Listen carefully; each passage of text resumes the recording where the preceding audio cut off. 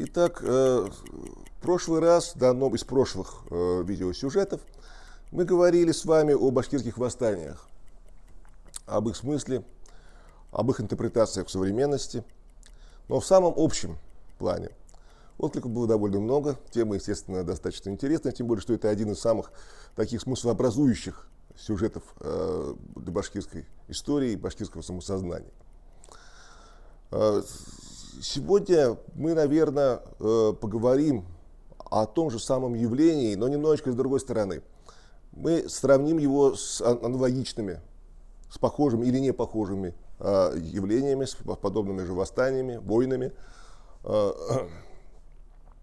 чтобы при этом сравнении увидеть общее и особенное в их интерпретациях. Ну, то есть просто, проще говоря, понять смысл, зачем они были, какое место они занимают в мировой истории. Вот мы очень часто любим говорить о том, что был уникальный феномен башкирских восстаний. Отчасти это справедливо. Справедливо в чем? Ну, как подчеркивают сами источники, это вот именно точка зрения самой российской историографии. Вот с ее точки зрения, да, это было явление уникальное. Поскольку вплоть до Кавказских войн, больше, я почти буквально цитирую современников этих восстаний, историков, что ни один народ более не проявлял такой воли к сопротивлению, к отстаиванию своих прав. И добавлю, и не отстоял их возможным тогда способом. Вплоть до Кавказских войн, если смотреть с религиозной точки зрения, то башкиры, как такой политический и военно организованный субъект, были, по сути, защитниками уммы России. Защитниками уммы России, ее прав, которые были в России. Вот. Это уже потом эстафета, можно сказать, перешла на Кавказ в этом плане. И с чем же можно сравнить вот это явление, башкирские войны, башкирские восстания? То есть, действительно, в Урало-Поволжье, да и по всей России, вплоть до Кавказских войн такого явления больше не было. Да? Поэтому оно уникально. Но это не означает, что оно в мире уникально. Если мы возьмем тот же самый промежуток мировой истории, 17-18 века, то наибольшим сходством с башкирскими восстаниями обладают шотландские восстания. На другом конце Европы, во многом по аналогичным причинам. Я как раз хочу показать в данном сюжете, что это не случайное явление, что совпадение это не случайно, недаром оно было практически в одни и те же самые века и годы. Ну, про 17 век я подробно говорить не буду, у нас просто времени не хватит. Просто скажу, что в 17 веке и в Башкирии, и в Шотландии были в общем, аналогичные вооруженные выступления. Самое интересное, вот 18 уже век. Почему? Потому что вот на несколькими штрихами можно показать, в чем сходство, в чем различие. Вот посмотрите, даже по датам. Последнее удачное башкирское восстание, Алдаровщина, как ее сейчас называют в историографии, 1605-11 годов, которая закончилась, по сути, победой восставших, и тем, что вплоть до 1722 года Башкирия выпала из-под юрисдикции империи и потом опять добровольно вошла в нее после достаточно продуктивных переговоров. Вот это произошло в Башкирии. Примерно в то же самое время, на другом конце Европы, в Британии, Великобритании, произошло шотландское восстание 1715-16 годов. Вот. Оно было неудачным, оно было подавлено, но оно было достаточно мощным, и это было явлением, безусловно, британского и европейского масштаба. Вот. То есть сходство уже в том, что и то, и другое явление было достаточно значимо для самих империй. Следующее шотландское восстание, 1745 год. Тоже примерно всего лишь на 5 лет разницы с окончанием, по сути, первого сокрушительно проигранного башкирами восстания войны 1735-40 годов. И в том и в этом случае мятежники были побеждены, и в том и в другом случае их ожидали жестокие репрессии. По поводу беспрецедентных даже для того жестокого времени репрессий в Башкирии, я думаю, и так все знают. Вот тоже легендарный Сиантус, деревня, где были перебиты все жители, и около сотни из них сожжена заживо. Это почти повторяет шотландский сюжет, правда, почти столетний по сравнению с ним давности, с Гленко. Гленко – это шотландская деревня, все жители которой были перебиты королевскими солдатами, правда родом из враждебного им клана Кэмпбеллов. Вот. Но они находились на службе у короля. Этот случай, это трагическое происшествие, оно настолько отразилось в культуре, что до сих пор является одним из таких архетипов. Этим пользуются в туристическом бизнесе. В Гленко есть, так сказать, все посвященные этому событию такие атрибуты инфраструктуры. И в пабах там до сих пор есть табличка, что Кэмпбеллам вход воспрещается. То есть всем потомкам рода, который участвовал вот в этой резне в Гленко, она так и называется, резня в Гленко в шотландской культуре. Про масштабы, про сопоставимость масштабов мы еще поговорим. Я просто хочу сразу выделить несколько моментов. Во-первых, сами по себе, почему-то именно шотландские восстания мы берем. Ведь на самом деле восстаний, тем более войн, вооруженных столкновений, в том же самом 17-18 веках было множество по земному шару. Множество. Самих по себе восстаний тоже много и более-менее успешных. Почему именно их мы сравниваем? Во-первых, и в том и в другом случае ведутся споры. Можно ли считать вот эти восстания явлением колониального дискурса, то есть когда метрополия что-либо диктует подчиненной колонии? Споры, потому что почти во всех остальных случаях, скажем, когда Британия покоряла свои колонии в Америке, в Африке, в Вест-Индии и так далее, споров никаких, все ясно. Это одна из европейских держав покоряет более отсталых в военном деле аборигенов по всему миру. Так делали все европейские державы. С этим все было ясно. В Шотландии ситуация несколько иная, то-то и оно. Понимаете? Дело в том, что какие-то признаки этого, конечно, есть. Ясно, что более сильной страной являлось английское королевство. Но это было дело не за пределами самой метрополии, не за пределами ядра, центра колониальной империи, а именно внутриимперским делом. Отсюда и тяжесть таких войн, потому что воюют друг с другом люди, которые находятся недалеко друг от друга. И по культурной дистанции они знают друг друга, даже если знают как врагов, но знают. То есть для них противники это не люди, это не орки, это люди. И с другой стороны, невелик разрыв и в военном деле. Понятно, что хайлендские, горские шотландские кланы, у них было мало хорошего оружия, особенно огнестрельного. Огнестрельное вообще на самом деле водилось только у достаточно знатных шотландцев. Оно стоило дорого. Так же, как рыцарские доспехи ранее. У шотландцев было очень мало рыцарей по сравнению с теми же англичанами. Почему? Рыцарский доспех очень дорого стоит. И поэтому шотландцы всегда делали упор на легкую пехоту, то есть на основную массу клансменов, то есть свободных общинников, объединенных в кланы, объединенных вот этой клановой внутренней спайкой, внутренней дисциплиной. Лошадей у них хороших нет, она тоже дорого стоит.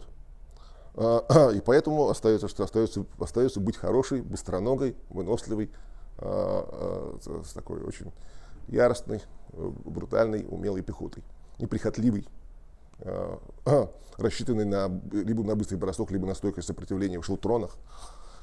Ну, шелтроны это вот такие круги типа фаланги, но они работали в средние века. Сами понимаете, с изобретением огнестрельного оружия это был бы просто коллективный гроб.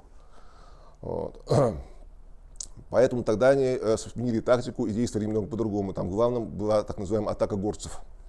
Атака горцев – это внезапная атака пехоты, как правило, против горской пехоты, против линейной пехоты. Линейная пехота же что было тогда? В те времена и в России, и в Британии, и по всей Европе основной боевой единицей была линейная пехота, линейные пехотные полки. Либо драгуны, то есть та же самая пехота, только ездящие на лошадях, по сути, которая, однако, как бы может сражаться и в конном строю. Это особенно было актуально для Башкирии, потому что на огромных пространствах Башкирии, Оренбургской губернии, без лошадей, просто обычной пехоты очень сложно было бы вообще сражаться, маневрировать. Так вот, линейная пехота, она почему линейная? Она выстраивалась тонкую линию в 1, 2, 3, 4 шеренги максимум. Вот. И должна была идти вперед, охватить как можно больше пространства и идти вперед, надвигаться на противника, как македонская фаланга когда-то. Вот. Стрелять по очереди стреляют. Там первый ряд бросается на колено, стреляет с колена, второй над ним, третий ряд над вторым. Они дают залп, идут дальше. Главное не сломать строй. Главное, чтобы все было синхронно. Только в этом случае будет что-либо успешное. Потому что из мушкетов крайне сложно на самом деле попасть, если ты там не суперстрелок какой-то. И вся удача, она вся рассчитана только на залп, на залповый огонь. Вот залп, да, он все равно пуля где-нибудь найдет себе цель. Это достаточно тяжело. Почему?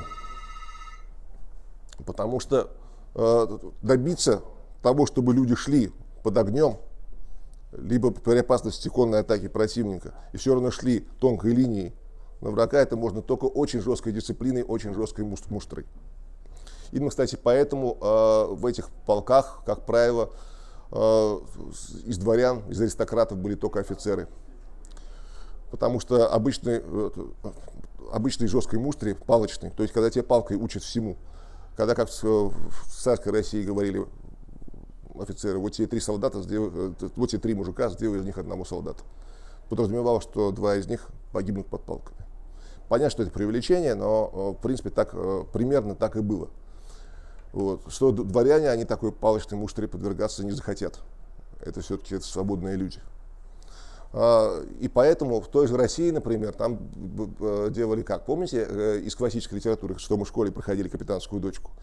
Когда Петя Гринев, он отдан в армию, числится в армии с детства, то есть он сам еще пока обучается дома у гувернера, но он уже рядовой, потом он уже будет повышаться в чине. И к моменту, когда он станет совершеннолетним, он уже обучен всем наукам, в том числе фехтованию, например, вот, и уходит в настоящую действующую армию, он уже офицер.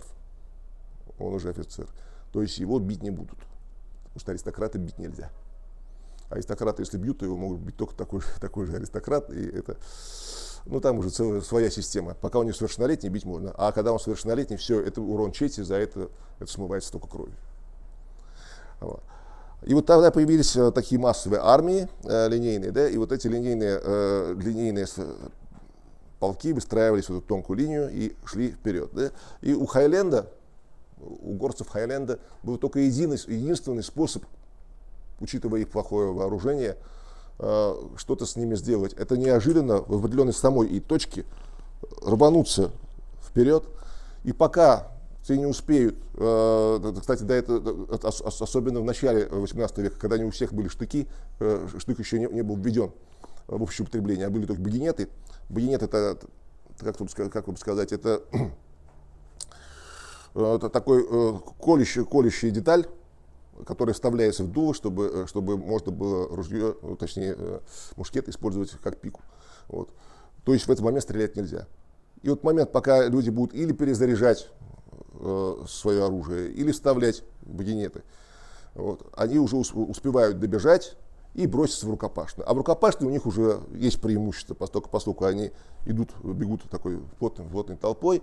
Они очень хорошо физически подготовлены. Как правило, впереди бегут аристократы и наиболее подготовленные классмены, которые с тяжелыми шотландскими палашами, клейморами начинают работать, прорывают строй. Вот что и произошло в битве под Престон-Пансом, значит, в 1745 году. После вот этого сражения под Престон-Пансом английская власть в Шотландии рухнула. И шотландские горцы победили. Армия понесла довольно большие потери, как сказать большие, до 1000, меньше 1000, но несколько сот человек, тогда это уже решало многое. Это вот к совпадению потерь. Потому что это произошло примерно то же самое, что произошло в сражении при Юрактау в Башкирии в 1707 году. Когда башкиры под предводительством Молдара Исикеева и Кусюма Тюликеева разгромили большой полк Хохлова и команду Аристова. Потери были не просто сопоставимые, но почти те же. Русская императорская армия понесла даже больше, потому что было разгромлено воинское соединение регулярных войск более чем 1500 человек. Из них тоже сотни были убиты, и вся Башкирия восстала. Надо сказать, что вообще в тот момент на территорию Башкирии зашло 6 императорских полков. И вот в битве под Юрактау был разгромлен сильнейший из них. Более 700 всадников из Казани и более 800 драгун и солдат. После этого аналогичное, хоть и не такое страшное поражение, понес и полк Рыдаря. И остальные полки были вынуждены спешно отходить. То есть поражение понесли целых 6 императорских полков регулярной армии. Это, как видим, здесь масштабы совершенно сопоставимы сами по себе. Или взять почти одновременно вот со вторым шотландским восстанием в XVIII веке, вот о котором я сейчас говорю, когда была битва под Престумпансом, да, в Башкирии за 5 лет до этого закончилась война 1735-40 годов, мы с вами про это говорили.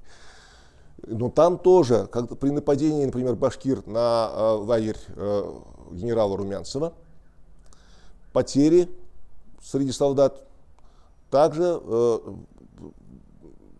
примерно находились в пределах сотни убитыми.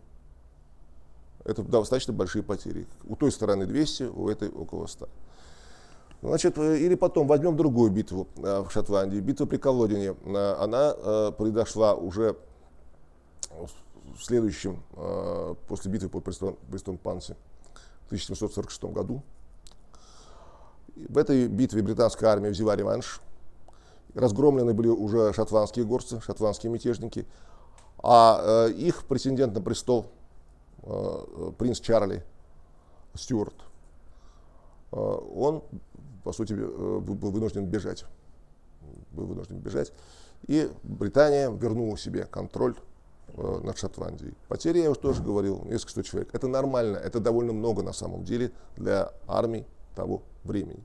Там было важно, кто перестал существовать как боевая единица в этот момент, понимаете? Вот. Способы ведения войны тоже, в общем-то, были аналогичными. То есть в данном случае, понятное дело, что мятежники, они обладали меньшими средствами, чем регулярная армия, но все-таки достаточными, чтобы с ними считаться, понимаете? Это не беззащитные негры или индейцы, которые, по сути, могут сопротивляться только оружием каменного или раннего железного века. Нет. С той стороны тоже выступают части, которых потом в иное время используют во вполне европейских войнах. То есть в этом сходство. По району охвата, ну тут Башкирия будет, конечно, больше, понятно. У нас просто сами по себе территории больше, они огромные, они больше всей Шотландии сами по себе. Вот. То есть по охвату, по потерям, по способу ведения войны, это вещи очень сходные. Сходны они еще в каком плане? Как я уже говорил, что и то, и другое являлось, прежде всего, это самое главное, оно являлось именно внутриимперским делом. То есть это не колониальное, это войны, по сути. По крайней мере, дискуссионный вопрос, являются ли они колониальными. Это что-то среднее между гражданской войной и колониальной войной, понимаете? Еще одно сходство и различие. Вы знаете, помните, мы в прошлый раз говорили с вами о том, почему именно последнее башкирское восстание, восстание Салавата Юлаева, оставило навсегда такой отпечаток в памяти народной, что Салават Юлаев стал национальным героем башкирского народа, а позже и всей России. Хотя в истории башкирских восстаний было значительное количество намного более удачливых военачальников башкир. И объяснялось это тем, что все-таки башкирские восстания до этого были достаточно локальны. Несмотря на огромную территорию, как не захватывали, но Россия вообще является очень большой страной. А Пугачевщина, она потрясла всю Башкирию в целом. Мы с вами про это подробно говорили. Так вот, при Пугачевщине Салават, по сути, воевал за русского претендента на русский престол, который обеспечит права и привилегии башкир и купирует их претензии. Да? Примерно то же самое было и в Шотландии изначально. Во время обоих шотландских восстаний, обоих войн, и 1715 и 1745 годов, горские повстанцы Шотландии воевали за того претендента на престол Шотландии, который должен был обеспечить их права, по их мнению. Тут, правда, разница, конечно, была достаточно существенная. Скажу, что где Пугачев, который являлся казаком, самозванцем, да, и где сначала король Яков, изгнанный с британского престола, и потом пытавшийся его вернуть, от чего и произошло восстание 1715 года, и его сын, принц Карл, то есть красавчик Чарли, как его называли. То есть стюарты, они относятся, безусловно, к законной династии. Точнее, как сказать законной, но к династии, которая когда-то была законной. Понятно, история, она не может совпадать один в один. Но здесь мы видим достаточно интересное различие. Показательное. В чем оно показательно? В том, что шотландская знать была все-таки более интегрирована в знать британскую, чем башкирская знать, башкирская аристократия, в российскую. Что касается башкирской знати, то в этом состояла проблема и ее самой, и российской аристократии. Этот момент неоднократно подчеркивали многие башкирские историки, вот прежде всего тот же Булат Ахмерович Азнабаев. Проблема же в чем была? Да, я думаю, что российский государственный аппарат с радостью бы интегрировал башкирскую знать, если бы мог. Как это получилось с казанской знатью, с татарской знатью в широком понимании, да? То есть вот из Касимовской, Мишарской, Казанской и так далее. Потому что ту знать можно было инкорпорировать, так сказать, по частям. Ну, кто хочет служить, служи. Сначала было достаточно жестко, конечно, при этом надо отказаться от своей веры. Но потом, по мере смягчения ситуации, уже и от веры можно было не отказываться. Не считая касимовцев, которые вообще никогда от своей веры не отказывались, пока само Касимовское ханство не было ликвидировано. Вот. В общем, достаточно такая интересная история, но понятная. С ними все было понятно. Помещик служит за поместье. У башкирских феодалов не было поместья. Точнее, не было самих башкирских феодалов. Потому что феодал — это тот, кто живет с ренты. Вот зачем того же поместья нужно помещику? Затем, что на этом поместье, значит, в нем будут крепостные крестьяне, правильно? Которые будут платить определенные подати и отрабатывать барщину того же помещика. В Башкирии никогда не было ничего подобного. В Башкирии нет крепостных крестьян. Более того, башкирская знать, башкирская аристократия, она, как правило, состоит из военных предводителей башкир, которые актуальны во время войны, либо из административных предводителей, сначала биев, потом позже вот, тех же старшин, да? Ну и муллы, конечно, тоже пользовались влиянием. То есть это военная аристократия, по сути. И она, во-первых, владеет землей не она сама. То есть, и это бывает, есть те же самые тарханы, которые владеют какой-то определенной землей и за это обязаны военной службой. Но ведь и все башкиры в целом все более оказывалось, что они все в какой-то степени обязаны военной службой, сначала добровольно, по охоте, а начиная, потом я забегая вперед, уже иду к времени башкирского войска, потом, начиная 1798 года, вообще не все стали обязаны этой службой. Вот. До этого ей были обязаны только тарханы, либо те, кто добровольно идет, вот, те же самые полки, там под Азов, Савдар Батыров, например, который сам был тархан, но с собой он брал, естественно, не только тарханов, а всех батыров и етов, которые хотели служить. Так вот, но проблема-то в чем была? В том, что эту аристократию, ее бессмысленно было закреплять за ними поместья, которых не существовало. Более того, феодалами они не были, потому что они не жили на ренту со своих общинников. Общинники им ничего не платили. Наоборот, они сами зависят от свободных общинников. Сами зависят от них. Потому что вес того или иного бия, а позже старшины, он чем определяется, сколько людей он с собой привезет. В случае, скажем, там, отражения набега казахов или калмыков, там, в случае восстания, войны и так далее, и так далее. Как он сможет защищать эту землю. Вотчинным правом на землю обладал клан в целом. Да, интересы этого клана представлял, естественно, уже аристократ. Башкирский аристократ, да? Особо аристос, лучший. Как в русских источниках говорили, лучшие люди. Как говорил тот же самый Пушкин, который был не только поэтом, но и историком, феодализм – это частность, а аристократия – общность. Я помню в школе, когда читал эти слова, воспитанный с детства на идеологии марксизма и ленизма, я удивлялся, как мол такой гениальный человек, как Пушкин, который и в советское время был наше все. Мог вот он почему-то написал такую ересь. А ведь на самом деле Пушкин-то был прав. Феодализм – это на самом деле действительно частность. Она есть далеко не везде. Даже во всей России большой вопрос, был ли феодализм в классическом понимании. А в Башкирии, как мы видим, его не было. А вот аристократия, то есть определенная элита, да, это, естественно, общность. Она была всегда. Но вот эту элиту сложно было интегрировать, понимаете. Поэтому во время восстаний она могла повести в бой своих общинников. Схожее, но не совсем, было в Шотландии. В Шотландии шотландская элита уже настолько была интегрирована, точнее, она настолько близко находилась к английской, она постоянно с ней воевала. Но воевала веками. Веками они оставили независимость Шотландии. Часто неудачно, иногда удачно. Вот. Но они говорили, можно сказать, на одном языке. И поэтому вопрос об объединении Англии и Шотландии, он ставился очень долго, он ставился веками. Когда не получилось в форме завоевания, потом получилось уже по-другому. Вот, дело в том, что в 17 веке, начиная с 1606 года, Англии и Шотландии правили одни и те же короли. Из шотландской династии Стюартов. То есть шотландский король одновременно был английским королем. А государства были разными.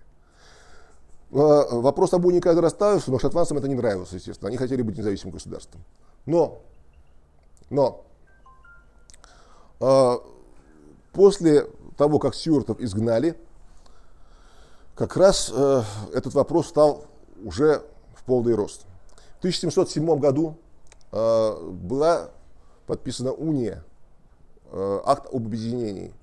Его еще называют союзом парламентов. То есть теперь это ставится на такой уровень, что дело даже не в династическом браке. Дело не в династии, которая объединяет, хотя формально дело в ней, а объединяются и сами парламенты, сами государственные устройства. То есть интеграция шла. Но при этом, заметьте, в этой интеграции Шотландия все-таки получала определенный элемент автономии. Во-первых, оставалась неприкосновенность ее юридическая система.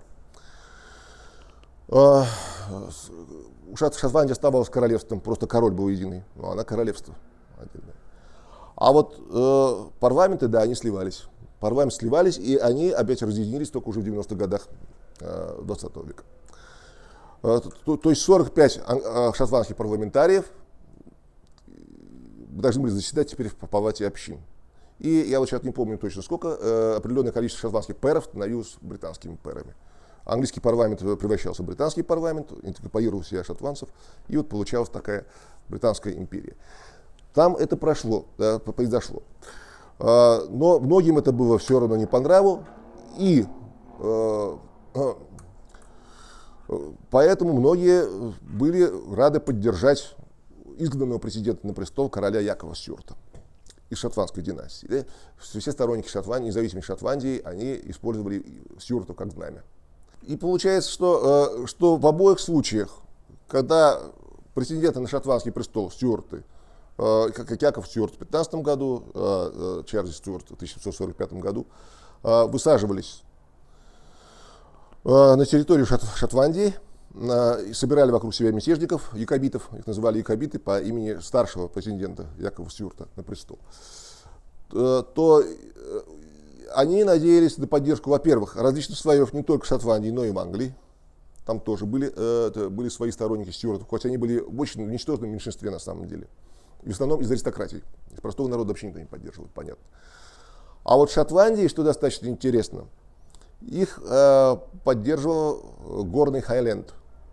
Точнее, Хайленд это и есть горная страна. Не весь Хайленд. Вот те же, например, там был могущественный клан, который так назывался Стюарты. Причем там много было подразделений, как наши ИРУ, в общем. Там Стюарты из Аппина, Стюарты из Сазерленда и так далее.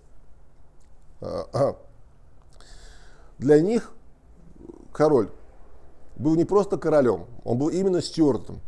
То есть их не выдавали на самом деле проблемы политики, налогообложения, ну и так далее, и так далее. Вот эти сложные материи. Их волновало то, что их поднимает на бой глава их клана, Стюарт. Вот. Они обязаны ему как главе клана. Вот в этом есть очень большое сходство. Дело в том, что и там, и в Башкирии, и в Шотландии была клановая система. Ситуация в Башкирии похожа на ситуацию в Шотландии, не вся. Здесь нету сходства, например, с Воулендом, то есть с низинной и самой богатой частью Шотландии, с богатыми буржуазными городами там, и так далее. Нет, это вот именно Хайленд, именно горная, патриархальная часть Шотландии. В отличие от остальной Британии, там не было такой отчетливой классовой розни между феодалами и крестьянами. Почему? Потому что основой экономической жизни там были свободные клансмены, то есть люди, которые жили на территории клана и считали себя членами клана. Они считали себя, естественно, лично свободными, как бы обязанными своему вождю не просто как феодалу, не как феодалу вообще, а как патриарху, как вождю их клана. Вот именно этого никогда не было в английской аристократии, которые, естественно, являлись классическими помещиками, лордами по отношению к своим крестьянам. Да? И именно вот такой спайки между рядовыми общинниками и аристократией там не было. А в Шотландии было, и именно поэтому они поднялись. Более того, эта война там сразу принимала характер еще и межклановой войны, потому что всегда против якобитов выступали кэмпбеллы. Вот помните, я упоминал о резне в Гленку, да? Когда солдаты, принадлежавшие клану кэмпбеллов, но служащие королю, они перебили население деревни Гленку, которое относилось к мятежникам в свое время. Они нарушили правила гостеприимства. Сначала заночевали там, а потом остались ночевать, точнее, там, а потом перебили их. Так вот, во время вот этих восстаний, войн, было то же самое. Стюарты, они шли огнем и мечом по земле кэмпбеллов, а кэмпбеллы, наоборот, они каждый раз придерживались правительства. Они из-за этого перешли из католичества в протестантизм. Остальные горцы оставались чаще всего католиками, именно в противовес, так сказать, Ганноверской династии. И то есть здесь огромную роль играла именно клановая система. Именно поэтому потом, после восстания 1745 года, британское, теперь уже не английское, а британское правительство обрушило большие репрессии вообще на сам клановый строй. Даже на его атрибутику. Была запрещена шотландская юбка, вот эта килт. Берет и юбку, берет, юбку запрещалось носить. Таких свирепых репрессий даже у нас в Башкирии никогда не было. Ну, не было, не припомню я такого, чтобы кто-то мог запретить там малахай, башкирскую национальную одежду и так далее. Была проведена, как японцы выражаются, охота за мечами. Да? Вот это когда запрещено иметь оружие. А, естественно, все кланы были вооружены до зубов. И вот там охотились за шпагами, кинжалами, говоря уже про мушкеты и так далее. Горную Шотландию надо было обезоружить, и нужно было поломать там клановый строй. Все мятежные вожди кланов были объявлены вне закона, их земли конфисковались. А вот тут было трагическое различие с Башкирией. Дело в том, что клан Башкирии владеет землей сам, владеет клан, а не его вождь. Вождь только распоряжается, грубо говоря, как председатель колхоза. Конечно, это выгодная должность сама по себе, вот. Но все-таки ты землей не владеешь, приватизировать ее не можешь. В Шотландии же вождь клана, который одновременно являлся в европейской феодальной иерархии, британской, знатным феодалом, графом, герцогом, маркизом, как маркиз Аргайла, например, был вождем клана Кэмпбеллов. Вот. Или король Стюарт был одновременно вождем клана Стюартов и так далее. Так вот, для них он является графом, бароном, там, маркизом и так далее, а для своих он вождь. Но он именно как феодал обладал правом на эту клановую землю. И когда этот феодал оказывается вне закона, и казна имеет право забрать все земли, а рядовые клансмены, арендаторы этих земель, которые живут тем, что они всю жизнь, семьями, из поколения в поколение арендуют эти земли, все, они оказались без земли. Представляете? То есть вообще без источников существования. Их можно просто согнать с земли. И их сгоняли. Их сгоняли с земли, и в качестве одного из главных выходов была отправка в колонии. То есть колонизировать Америку, колонизировать Австралию и так далее, и так далее, и так далее. Это вот достаточно трагическая такая страница, которую Башкирии тогда удалось избежать. Кроме того, оставшиеся они очень часто пауперизировались уже тогда. Пауперизация, это что такое означает? Ну, грубо говоря, это обнищание, обеднение, когда у людей не остается средств к существованию. И тогда им куда остается идти? Они идут в города. Шотландия была достаточно развитой частью Великобритании, по крайней мере, низинная Шотландия. Получается, у нее была вот эта патриархальная, как бы экономически отсталая верхняя Шотландия, она стала резервом рабочей силы для Шотландии нижней, потому что они могли идти в шахты, идти на мануфактуры и так далее, и так далее. То есть становились уже, так сказать, пролетариатом, по сути. В том числе люмпен-пролетариатом и обычным пролетариатом и так далее. Башкирии удалось всего этого избежать. По крайней мере, тогда. Башкиры пауперизировались намного позже, уже к концу 19 века, после распуска башкирского войска. Эта волна у них пошла намного позже. В чем еще у нас сходство, важное сходство? В обоих случаях ситуацию, помимо жестоких репрессий, одними жестокими репрессиями было не разрешить, все это понимали. Потому что, понимаете, на штыках можно установить власть, а вот сидеть на штыках нельзя. Кроме того, в отличие от Шотландии, в Башкирии восстания продолжились. Они продолжались еще, полыхали еще весь конец 19 века, потому что после разгрома в 1740 году, потом было не менее трагичное, но краткое довольно восстание 1755 года, и, наконец, вот апогей, восстание 1773-1775 годов, Кинзьяр, Сланова, Салавата Юлаева, которое влилось в Пугачевщину. Да? И вот после нее Екатерина начала работать над проектом военной интеграции башкир. Потому что раз не получалось интегрировать их аристократию, ну нечего интегрировать, получается, то ее можно интегрировать, превратив ее в военную часть империи. Если ранее башкиры призывались от случая к случаю, правда, случаи это были настолько частые, что получалось, что они участвуют во всех войнах империи. Вот. То теперь этого следовало придать законодательный характер. И потом, уже после смерти Екатерины, в 1798 году, как вы знаете, было учреждено войско башкирское. Да? Шотландцам было во многом то же самое. Шотландская знать, многочисленная голодная аристократия шотландцев и свободные вот эти дунье-вассалы, то есть члены кланов, которые по работе на скудных участках и так-то всегда предпочитали военное дело. Вот, потому что каждый самый мелкий шотландский предводитель обязательно старался как можно больше из своих родственников, мнимых и настоящих, набрать себе побольше свиты. И вот разгуливался этой свитой. То есть штанов нету, а зато оружие в серебре, прям как наши горцы тоже в свое время. Но это, в общем-то, такой очень распространенный горский архетип. Неважно, где-то на Кавказе, на Урале или в шотландских горах. Он всегда военизированный, потому что это всегда военное общество. Их призывали в королевские шотландские полки.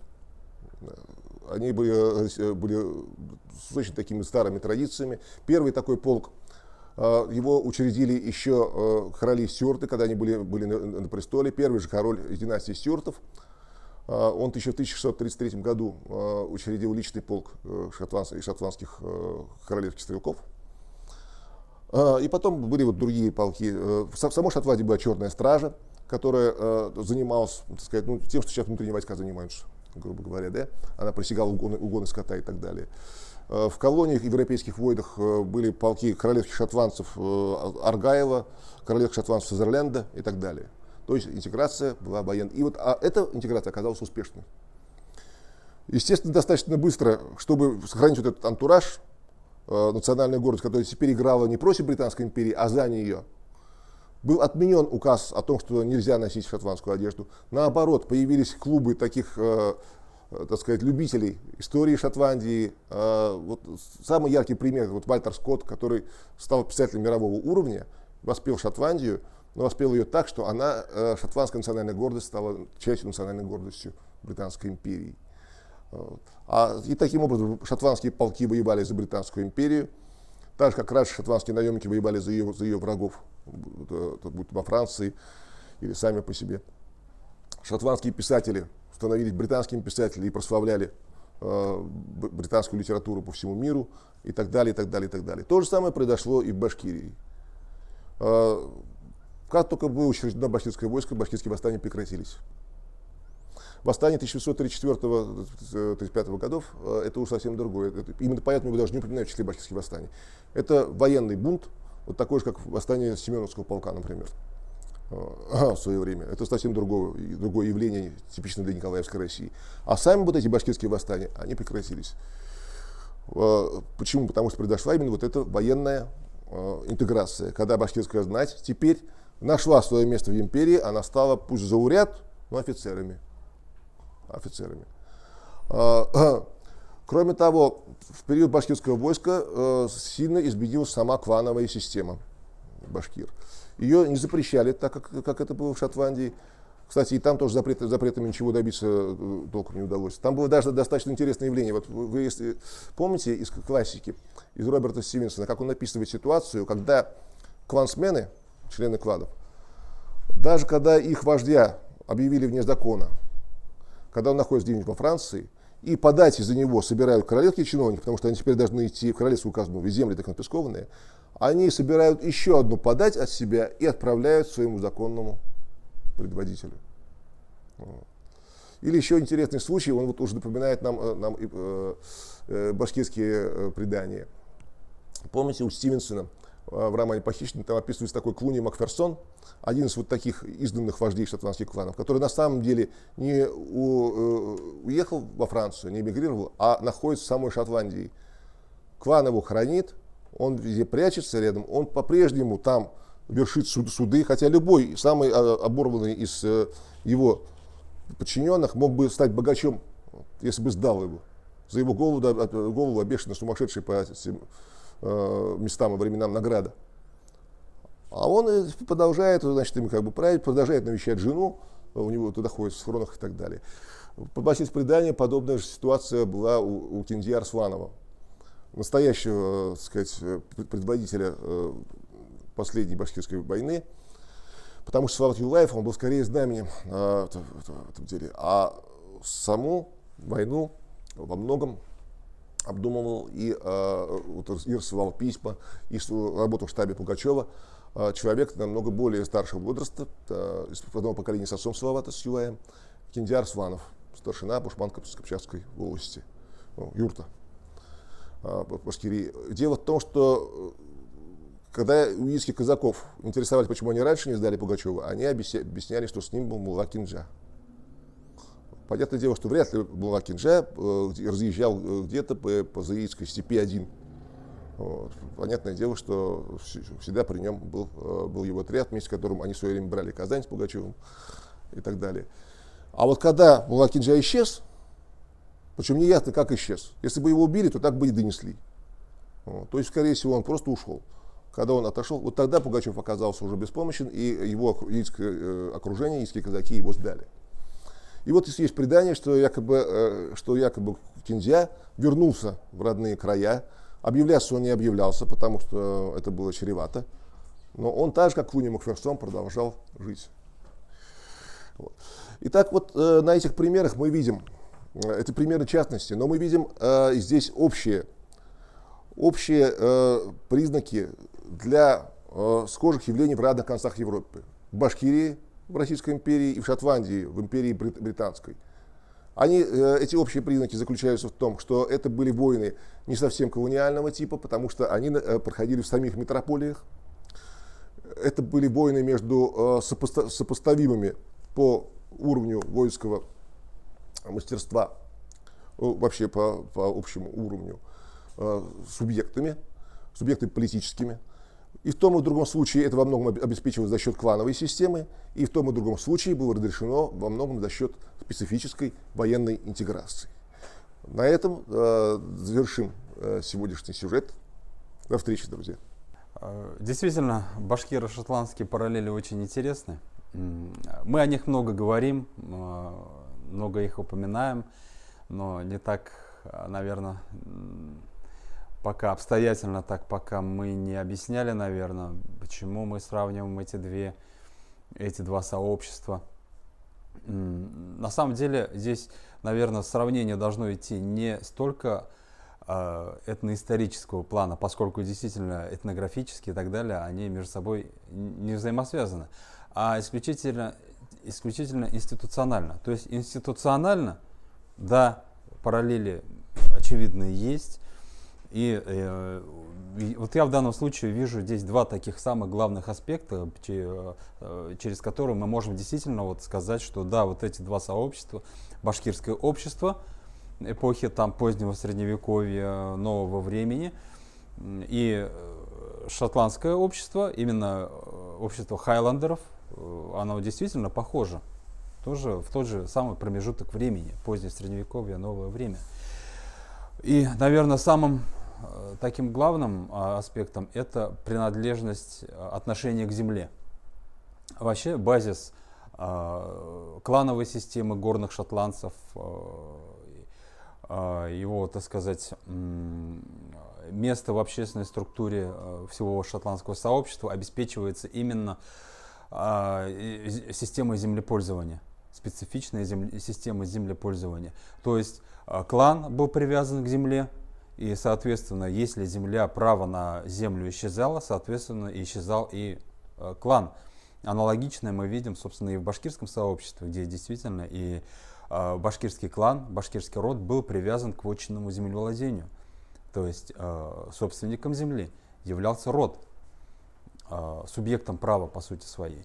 Отсюда и отношение к родословным соответствующее, да, то есть мы знаем, что родословные берегли, их передавали, то есть и даже это не такое классическое родословное, не такое классическое шежаре, какое мы видим, например, у других народов, а его называют историческим преданием, поскольку важнейшим элементом было именно предание, на основе которого, на основе вот этого исторического генеалогического предания, и, собственно, подтверждались вотчинные права, то есть выдавались оберегательные грамоты, там, охранительные грамоты и так далее.